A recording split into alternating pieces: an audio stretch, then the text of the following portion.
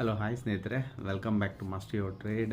So ಈಗ ನಾನು ಒಂದು ಸ್ಟಾಕ್ನ ರೀಸೆಂಟ್ಲಿ ಇನ್ವೆಸ್ಟ್ ಮಾಡಿದ್ದೀನಿ. ಸೊ ಆಗ ನೋಡ್ಬೋದು ಟೆಕ್ನಿಕಲ್ ಚಾರ್ಟ್ ಬಿಹೈಂಡ್ ನಾನು ಹಿಂದೆ ಆಲ್ಮೋಸ್ಟು ಅದು ಬ್ರೇಕೌಟ್ ಆಗಿ ರೀಟೆಸ್ಟ್ ಮಾಡ್ತಾ ಇದೆ. ಇವಾಗ ಬಂದು 530-540 ಲೆವೆಲ್ಸಲ್ಲಿ ಟ್ರೇಡ್ ಆಗ್ತಾಯಿದೆ. ಸೊ ನನ್ನ ಪ್ರಕಾರ ಕಂಪ್ನಿ ಬಂದು chemical manufacturing company, 400 crore market cap ಇರೋಂಥ company.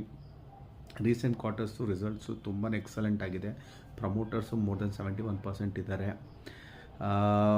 Year on year profits ಕೂಡ ತುಂಬಾ ಚೆನ್ನಾಗಿದೆ.